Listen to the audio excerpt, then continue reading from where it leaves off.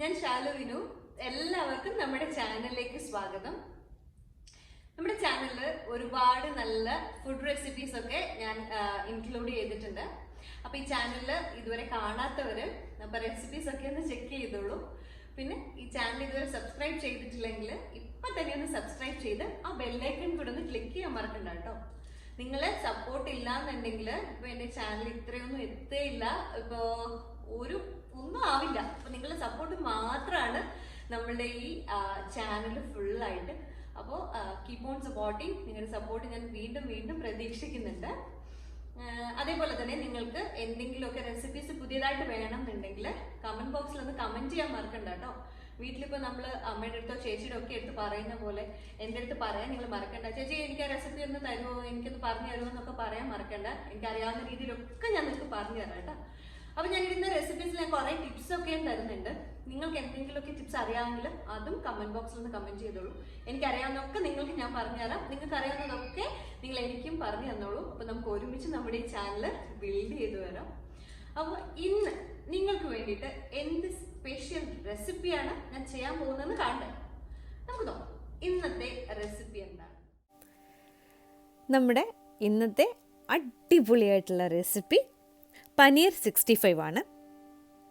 ഇത് പുറത്ത് നല്ല ക്രിസ്പിയും അകത്ത് നല്ല കിഡിലൻ സോഫ്റ്റ് ആയിട്ടുള്ള പനീർ 65 ആണ്.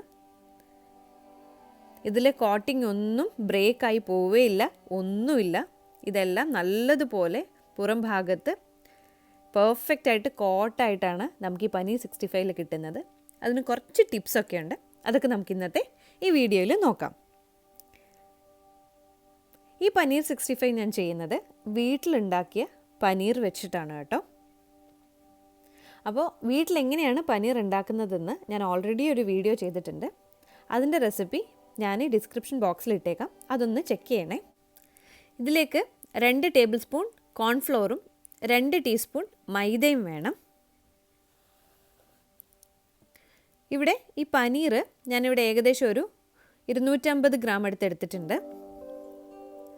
നമുക്ക് ആദ്യം തന്നെ ഒരു വലിയ ബൗളിലേക്ക് ഈ കോൺഫ്ലോറും മൈദയും ചേർത്ത് കൊടുക്കാം. നമ്മളിവിടെ 2 സ്റ്റെപ്പിൽ മാരിനേഷൻ ചെയ്യുന്നുണ്ട്. ഇത് ആദ്യത്തെ മാരിനേഷനാണ്. നമുക്ക് ഇതിലേക്ക് പനീർ കൂടെ ചേർത്തിട്ട് എല്ലാം കൂടെ ഒന്ന് മിക്സ് ചെയ്തെടുക്കാം. നമ്മുടെ ഈ കോൺഫ്ലോറും മൈദയും പനീറിൽ നല്ലതുപോലെ ഒന്ന് കോട്ടാവണം. അതിനുശേഷം നമ്മൾ മെയിൻ മാരിനേഷനാണ് ചെയ്യുന്നത്. അങ്ങനെ ചെയ്ത് കഴിഞ്ഞാൽ നമ്മുടെ ഈ പനീറിലെ കോട്ടിംഗ് ഒന്നും ഒരിക്കലും ബ്രേക്കായി പോവില്ല. നമുക്ക് കടയിലൊക്കെ കിട്ടുന്നത് പോലെ പെർഫെക്റ്റ് ആയിട്ടുള്ള പനീർ 65 വീട്ടിൽ ചെയ്തെടുക്കാനും പറ്റും. ഇതിപ്പോൾ ഇതൊക്കെ എല്ലാ ഭാഗത്തും പനീറിൻ്റെ എത്തുന്നത് പോലെ ഞാനൊന്ന് മിക്സ് ചെയ്തെടുത്തിട്ടുണ്ട്. ഇപ്പം നിങ്ങൾക്ക് കാണാൻ പറ്റുന്നില്ലേ, പനീർ നമ്മളുടെ ഈ 2 പൊടികളിലും നല്ലതുപോലെ മിക്സായിട്ട് കോട്ടായിട്ട് വന്നിട്ടുണ്ട്. ഇനി നമുക്ക് രണ്ടാമത്തെ മാരിനേഷന് വേണ്ടിയിട്ട് ഞാനിവിടെ തൈര് എടുത്തിട്ടുണ്ട്. ഏകദേശം ഒരു 3 ടേബിൾ സ്പൂൺ തൈരുണ്ട്. 1.5 ടീസ്പൂൺ ഇഞ്ചിയും വെളുത്തുള്ളിയും ചതച്ചത്, 1/2 ടീസ്പൂൺ മഞ്ഞൾപ്പൊടി, 3.5 teaspoon Kashmiri chilli powder, 1 teaspoon garam masala, 1 teaspoon മല്ലിപ്പൊടി, 1 ടീസ്പൂൺ കുരുമുളക് പൊടി, പിന്നെ ആവശ്യത്തിന് ഉപ്പ്. ഇത്രയും ചേർത്തിട്ടാണ് നമ്മൾ രണ്ടാമത് മാരിനേഷൻ ചെയ്യുന്നത്. അതിനു വേണ്ടിയിട്ട് ഒരു ബൗളിലേക്ക് നമുക്ക് ആദ്യം തന്നെ തൈര് ചേർത്ത് കൊടുക്കാം. ഇത് ഏകദേശം ഒരു 2.5-3 ടേബിൾ സ്പൂൺ തൈരുണ്ട്. നമുക്കിനി ഇതിലേക്ക് പൊടികൾ ചേർക്കാം. ആദ്യം തന്നെ മഞ്ഞൾപ്പൊടി ചേർക്കാം, മുളക് പൊടി ചേർക്കാം. മുളക് പൊടിയൊക്കെ എരിവിനനുസരിച്ച് കൂട്ടുകയോ കുറയ്ക്കുകയോ ഒക്കെ ചെയ്യാം കേട്ടോ. മല്ലിപ്പൊടിയും ഗരം മസാലയും ചേർക്കാം. ഇനി ഇതിലേക്ക് കുറച്ച് കുരുമുളക് പൊടി കൂടെ നമുക്ക് ചേർത്ത് കൊടുക്കാം. ഈ കുരുമുളകിൻ്റെ ഒക്കെ ടേസ്റ്റ് നല്ലൊരു ഫ്ലേവറും ടേസ്റ്റും നമ്മുടെ ഈ പനീറിന് തരും. ഇനി ഇതിലേക്ക് ചതച്ച് വെച്ചിരിക്കുന്ന ഇഞ്ചിയും വെളുത്തുള്ളിയും ചേർക്കാം. നിങ്ങൾക്കിത് പേസ്റ്റായിട്ട് വേണമെങ്കിലും ചേർക്കാം കേട്ടോ. ഇനി ഇതിലേക്ക് ആവശ്യത്തിന് ഉപ്പ് കൂടെ ചേർത്തിട്ട് നമുക്കിതൊന്ന് മിക്സ് ചെയ്തെടുക്കണം. ഇതെല്ലാം നല്ലതുപോലെ ഒന്ന് ബ്ലെൻഡ് ആവുന്നത് പോലെ മിക്സ് ചെയ്തിട്ടേ ഇരിക്കണം.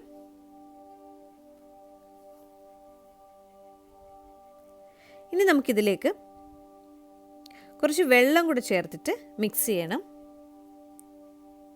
ഇത് ഏകദേശം ഒരു 2 ടീസ്പൂൺ വെള്ളം ഞാൻ ചേർത്തിട്ടുണ്ട്. നല്ല തിക്കായിരിക്കണം ഈ മാവ്. നമ്മൾ ഈ മാവിലേക്കാണ് പനീർ കോട്ട് ചെയ്യാൻ പോകുന്നത്. ഈ ബാറ്റർ അത്ര തിക്കായിട്ട് വന്നില്ല എന്നുണ്ടെങ്കിൽ പനീറിൽ നല്ലതുപോലെ കോട്ടാവില്ല. പിന്നെ നമ്മൾ എണ്ണയിലിട്ട് വറുത്തെടുക്കാൻ നേരം അതൊക്കെ ബ്രേക്കായി പോവുകയും ചെയ്യും. ഇതിപ്പം ഞാൻ എല്ലാം കൂടെ മിക്സ് ചെയ്തിട്ടുണ്ട്. ഇനി നമുക്കിതിലേക്ക് കുറച്ച് നാരങ്ങയുടെ നീര് ചേർക്കാം. ഇത് ആവശ്യമെന്നുണ്ടെങ്കിൽ മാത്രം ചേർത്താൽ മതി കേട്ടോ. ഞാനൊരല്പം നീര് ഇതിലേക്ക് ചേർത്തിട്ടുണ്ട്.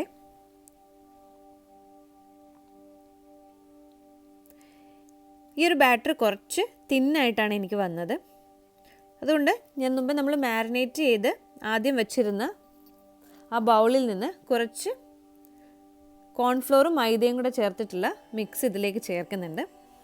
അപ്പോൾ ഇത് കുറച്ചുകൂടെ ഒന്ന് തിക്കായിട്ടുണ്ട്. ഒരുപാട് തിക്കായാൽ കുറച്ച് വെള്ളം ചേർത്താൽ മതി. ഒരുപാട് തിന്നായാൽ കുറച്ച് കോൺഫ്ലോറും മൈദയും കൂടെ ചേർത്താൽ മതിയാവും. ഇപ്പോൾ നമുക്ക് പെർഫെക്റ്റായിട്ട് വന്നിട്ടുണ്ട് ബാറ്റർ. ഇനി ഇതിലേക്ക് നമുക്ക് ആദ്യം തന്നെ മൈദയിലും കോൺഫ്ലോറിലും കോട്ട് ചെയ്ത് വെച്ചിട്ടുള്ള പനീർ ചേർക്കാം.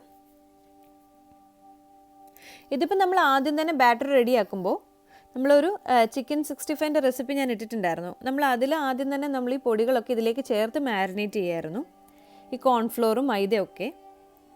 പക്ഷേ ഇപ്പോൾ ഇത് പനീർ ആയതുകൊണ്ട് ഇത് ആദ്യം തന്നെ നമ്മൾ ഇങ്ങനെ കോട്ട് ചെയ്ത് മാറ്റി വെച്ച് കഴിഞ്ഞാൽ ഇതൊന്നും പൊട്ടിപ്പോവില്ല എണ്ണയിൽ. ഇനി നമുക്കിതെല്ലാം കൂടെ നല്ലതുപോലെ ഒന്ന് മിക്സ് ചെയ്തെടുക്കണം.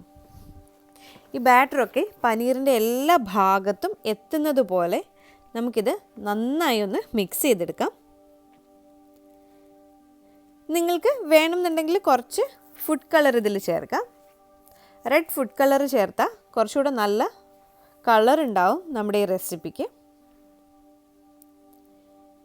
ഇപ്പോൾ ഇത് നല്ലതുപോലെ കോട്ടായിട്ടുണ്ട്. നമുക്കിത് ഉടനെ തന്നെ ഫ്രൈ ചെയ്തെടുക്കാം. ഒരുപാട് നേരമൊന്നും വെക്കേണ്ട ആവശ്യമില്ല. ഇനി ഫ്രൈ ചെയ്യാനായിട്ട് ഒരു പാനിലേക്ക് എണ്ണ ഒഴിച്ചു കൊടുക്കാം. ഇനി നമുക്ക് ഈ പനീർ ഓരോന്നോരോന്നായിട്ട് ഇതിലേക്ക് ഇട്ട് കൊടുക്കാം. ഈ പാൻ ഓവർ ക്രൗഡ് ആവാൻ പാടില്ല, അത് ശ്രദ്ധിക്കണേ. പനീർ നമ്മൾ ഒരുപാട് ഇതിലേക്ക് ചേർക്കുകയാണെന്നുണ്ടെങ്കിൽ ഇത് കറക്റ്റായിട്ട് ഫ്രൈ ആയിട്ട് വരികയില്ല, ഒന്നിൽ ഒട്ടിപ്പിടിച്ചിരിക്കുകയും ചെയ്യും. അപ്പോൾ പിന്നെ നമ്മളിത് ഫ്രൈ ചെയ്തെടുക്കുന്നത് വേസ്റ്റായി പോകുന്നത് തന്നെ വേണമെങ്കിൽ പറയാം. അങ്ങനെ ഒട്ടിച്ചേർന്നിരിക്കുകയാണെന്നുണ്ടെങ്കിൽ പനീറൊന്നും കറക്റ്റായിട്ട് വേവേ ഇല്ല. നമ്മുടെ ഈ കോട്ടിംഗ് ഒന്നും ഒട്ടും ഫ്രൈ ആയിട്ട് വരില്ല. അപ്പോൾ അത് മാത്രം ഒന്ന് പ്രത്യേകം ശ്രദ്ധിക്കണേ. പനീറിന് നമ്മൾ ഒരുപാട് വേവിച്ചെടുക്കേണ്ട ആവശ്യമില്ലല്ലോ. അപ്പോൾ ജസ്റ്റ് നമ്മളുടെ ഈ കോട്ടിംഗ് ഒക്കെ ഒന്ന് ഫ്രൈ ആയിട്ട് വന്നാൽ മതിയാവും. അപ്പോൾ അതുകൊണ്ട് ഇത് ഒരുപാട് നേരം നമ്മൾ എണ്ണയിലിട്ട് വറുക്കേണ്ട ആവശ്യമില്ല.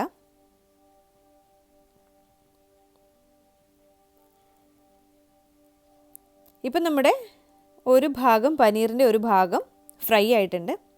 ഇനി നമുക്കിത് തിരിച്ചിടാം.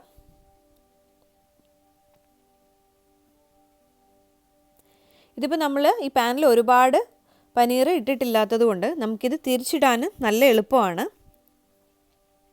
ഇത് പെർഫെക്റ്റ് ആയിട്ട് ഒരു സൈഡ് ഫ്രൈ ആയിട്ട് ബ്രൗൺ ആയിട്ട് വന്നിട്ടുമുണ്ട്.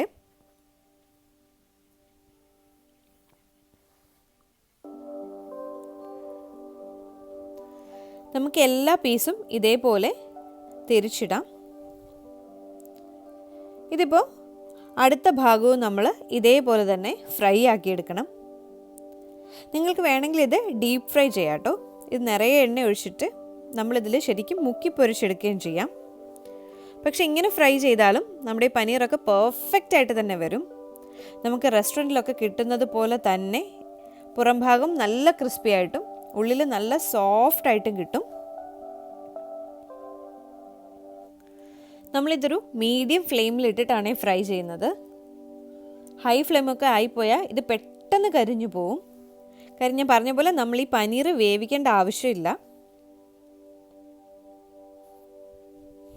ഇപ്പം നമ്മുടെ പനീർ 65 റെഡി ആയി കഴിഞ്ഞു. ഇതിൻ്റെ എല്ലാ ഭാഗവും നല്ലതുപോലെ ഫ്രൈ ആയിട്ട് വന്നിട്ടുണ്ട്. ഇനി നമുക്കിതൊരു കിച്ചൺ ടിഷ്യൂയിലേക്ക് മാറ്റാം. ഇത് നമുക്കിനി ഒരു സ്റ്റെപ്പ് കൂടെ ബാക്കിയുണ്ട് കേട്ടോ. അപ്പം അതിനു മുന്നേ നമുക്ക് ആദ്യം തന്നെ ഇത് പെട്ടെന്ന് ഈ ചൂടായ എണ്ണയിൽ നിന്ന് മാറ്റാം. ഇത് ഫ്രൈ ആയി കഴിഞ്ഞാൽ പിന്നെ ഈ എണ്ണയിലിടാൻ പാടില്ല ഒരുപാട് നേരം. ഈ എണ്ണയുടെ ചൂടിൽ അത് കുറച്ച് നേരം കിടന്നു കഴിഞ്ഞാൽ അത് പെട്ടെന്ന് കരിഞ്ഞു പോകും. അപ്പം വൺസ് ഇത് ഫ്രൈ ആയി കഴിഞ്ഞാൽ ഉടനെ തന്നെ എണ്ണയിൽ നിന്ന് അതെടുത്ത് മാറ്റണേ. നമുക്ക് പെർഫെക്റ്റ് ആയിട്ട് ഇത് ഫ്രൈ ആയിട്ട് വന്നിട്ടുണ്ട്. ഇനി നമുക്ക് ലാസ്റ്റ് സ്റ്റെപ്പ് ഒന്ന് താളിക്കാനായിട്ട് ആദ്യം തന്നെ നമ്മൾ ഫ്രൈ ചെയ്ത എണ്ണയിൽ നിന്ന് തന്നെ കുറച്ച് എണ്ണ മറ്റൊരു പാനിലേക്ക് ഒഴിച്ചു കൊടുക്കാം. ഇനി ഈ പാനിൽ എണ്ണ നല്ലതുപോലെ ഒന്ന് ചൂടായിട്ട് വരണം. ഇനി ഇതിലേക്ക് ഒരു 3-4 പച്ചമുളകും കുറച്ച് വെളുത്തുള്ളി അരിഞ്ഞതും നിറയെ കറിവേപ്പിലയും ഈ എണ്ണയിലേക്ക് ചേർത്ത് കൊടുക്കാം. ഇനി ഇത് നല്ലതുപോലെ ഒന്ന് നമുക്ക് ഫ്രൈ ആക്കിയെടുക്കണം. ഇതൊക്കെ എണ്ണയിൽ നല്ലതുപോലെ ഒന്ന് മൂത്ത് വന്നിട്ട് അത് നമ്മൾ പനീറും കൂടെ ചേർത്ത് മിക്സ് ചെയ്യുമ്പോൾ നമ്മുടെ ഈ പനീർ 65ൻ്റെ ടേസ്റ്റ് കംപ്ലീറ്റ്ലി ഡിഫറെൻ്റ് ആയിട്ട് വരും. നല്ല അടിപൊളി ടേസ്റ്റിൽ വരും. അപ്പോൾ ഇതൊക്കെ ഒന്ന് ഫ്രൈ ആയിട്ട് വന്നിട്ടുണ്ട്. ഇതും ഞാൻ മീഡിയം ഫ്ലെയിമിലിട്ടിട്ടാണ് ഫ്രൈ ചെയ്തത്. ഇനി നമുക്ക് ഈ ഫ്രൈ ആയതിലേക്ക് വറുത്ത് വെച്ചിരിക്കുന്ന പനീർ ചേർത്ത് കൊടുക്കാം. അതിനുശേഷം നമുക്കിതൊക്കെ കൂടെ ഒന്ന് മിക്സ് ചെയ്തെടുക്കണം. ഇത് ശരിക്കും ഒന്ന് ടോസ് ചെയ്തെടുക്കുകയാണ് വേണ്ടത്. ജസ്റ്റ് ഇങ്ങനെ മിക്സ് ചെയ്താലും മതിയാവും. അപ്പോൾ ഈ പച്ചമുളകിൻ്റെയും കറിവേപ്പിലയുടെയും നമ്മുടെ വെളുത്തുള്ളിയുടെയും ഒക്കെ ഒരു ഫ്ലേവർ ഈ പനീറിലോട്ടൊന്ന് ഇറങ്ങും. അപ്പോഴാണ് പെർഫെക്റ്റ് ആയിട്ടും നമ്മുടെ റെസ്റ്റോറൻറ്റ് സ്റ്റൈൽ ടേസ്റ്റ് നമുക്ക് ഈ പനീർ 65 കിട്ടുക. ഇനി ഇതേപോലെ നമുക്കൊന്ന് എടുത്ത് ടോസ് ചെയ്യാം. ജസ്റ്റ് മിക്സ് ചെയ്താലും മതിയാവും കേട്ടോ. അതിനുശേഷം നമുക്കിത് ഫ്ലെയിം ഓഫ് ചെയ്തിട്ട് ഒരു സെർവിങ് പ്ലേറ്റിലേക്ക് മാറ്റാം.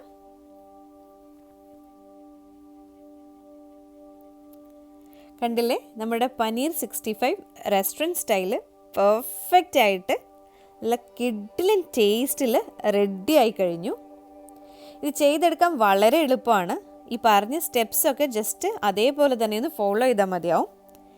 നിങ്ങൾക്ക് ക്രിസ്പി ആയിട്ടുള്ള ടേസ്റ്റി ആയിട്ടുള്ള പനീർ 65 വീട്ടിൽ ഈസി ആയിട്ട് ചെയ്തെടുക്കാൻ പറ്റും. ഇപ്പം ഞാൻ നിങ്ങളെ ഒരു പനീർ കാണിച്ചു തരാം കേട്ടോ. ഇതുപോലെ ഒരു പനീർ എടുത്തിട്ട് ജസ്റ്റ് ഇതൊന്ന് കട്ട് ചെയ്ത് കാണിക്കാം. ഇപ്പോൾ കാണാൻ പറ്റുന്നില്ലേ, നമ്മുടെ പനീറൊക്കെ പെർഫെക്റ്റ് ആയിട്ട് ഫ്രൈ ആയിട്ട് ഈ കോട്ടിംഗ് ഒന്നും ഒട്ടും ഇതിൽ നിന്ന് പൊട്ടിപ്പോയിട്ടില്ല. അതങ്ങനെ കോട്ടായിട്ട് നിന്നിട്ടുണ്ട്. അത് നമ്മൾ ആദ്യം ആ മൈദയും കോൺഫ്ലോറും ഇട്ട് ഒന്ന് മിക്സ് ചെയ്തതിന് ശേഷം രണ്ടാമത് മാരിനേറ്റ് ചെയ്തതുകൊണ്ടാണ് ഇത്ര പെർഫെക്റ്റായിട്ട് നമുക്ക് വന്നത്. ഇനി ഒരു കറിവേപ്പില വറുത്തതും കൂടെ ചേർത്ത് ഇവനെ ഒരു പിടി പിടിച്ചാലുണ്ടല്ലോ ടേസ്റ്റൊക്കെ വേറെ ലെവലായിരിക്കും. അപ്പം എല്ലാവരും ഇനി പനീർ കിട്ടുമ്പം ഇതേപോലെ ഒന്ന് ട്രൈ ചെയ്ത് നോക്കുക. അപ്പം വീട്ടിൽ പനീർ ഉണ്ടാക്കുന്നതിൻ്റെ റെസിപ്പി ഞാനിതിൻ്റെ ഡിസ്ക്രിപ്ഷൻ ബോക്സിൽ ഇടുന്നുണ്ട്. അതുകൂടെ ഒന്ന് ചെക്ക് ചെയ്യണേ.